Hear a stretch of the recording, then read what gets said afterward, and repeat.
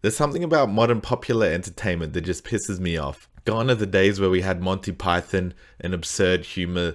Now popular entertainment has been taken over with talk show hosts who are paid to promote the latest Marvel movie or Disney wet fart that they want us all to sit in a room and smell together. But there's one comedian that pisses me off more than others involved in this whole new wave of popular culture. And that's James Corden. If someone puts up a poster in a town square that says guitar lessons available, that's like going into a town square, seeing a big notice board, and there's a notice, guitar lessons.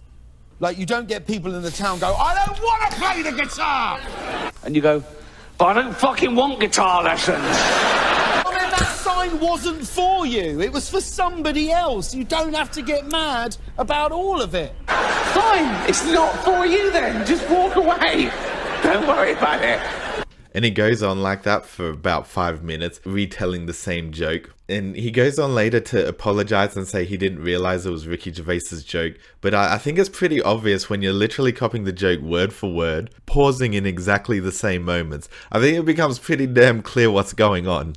But it doesn't stop there. He's had a string of controversies. He first came on the radar with me with this awful rendition. Take it for granted, I think anyone who holds up traffic, there's something wrong with them. But doing something like this, it takes it to the next level.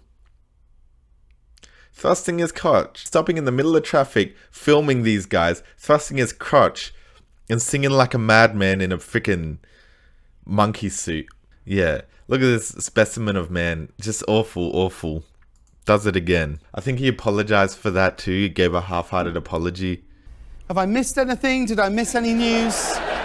He also faced a lot of backlash recently in the news where he was basically horrible to wait staff. I am of the opinion, like a lot of people, that there's never really excuse for being rude to wait staff. I was a waiter in my time. Every now and again you'd get those people coming up like, oh, at least I'm not in your shoes, or trying to talk down to a wait staff, acting like you're better than them in some way, when I was basically bartending to pay my way through uni. There's actually no reason to than them, but it especially looks bad when you're worth about $100 million. And after being called out in a very public way, he decided to make a response to it.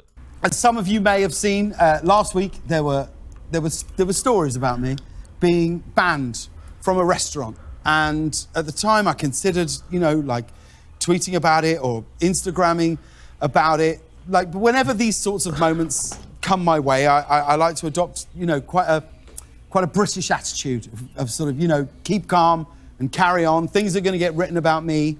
Never complain, never explain. It's very much my motto. But as my dad pointed out to me on Saturday, he said, son, well, you did complain, so you might need to explain.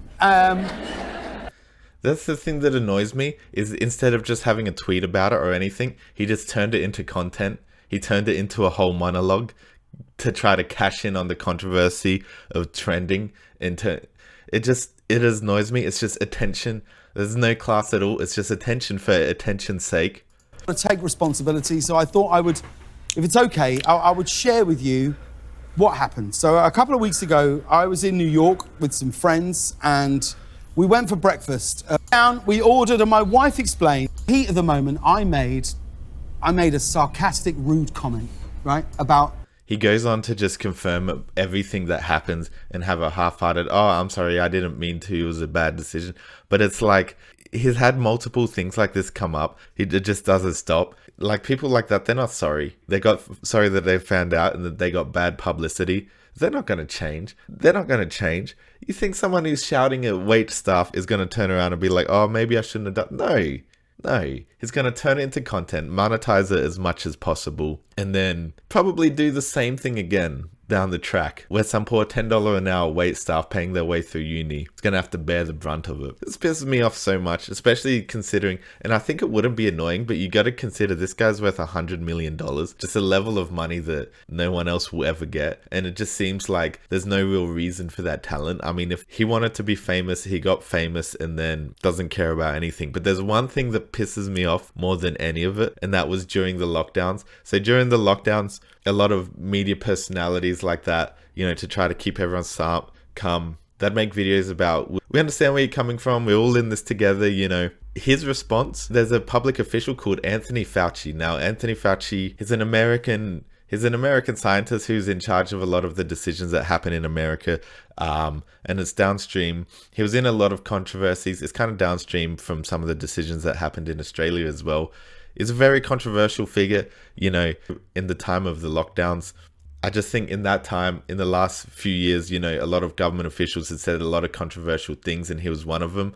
And so instead of understanding that maybe he's not the greatest figure anymore, maybe he's not the most beloved figure in the entire world, or, you know, maybe people have some sort of a problem with the guy, he decided to do this. Make a song. I'm not going to play it because he'll copyright it. Make a song and have a big mural where they're all dancing.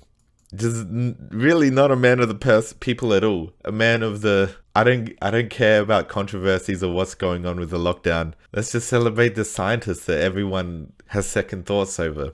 I'm of the belief that no one who isn't directly involved in politics ever needs to get political, but it just comes across as obnoxious for me. You know, I don't want to see my favorite Halo YouTuber turn around and try to convince me of that voting Donald Trump is a good idea. It just comes across really bad, but what can you do? Gordon's gonna Gordon. Anyway, this was fun. Bye.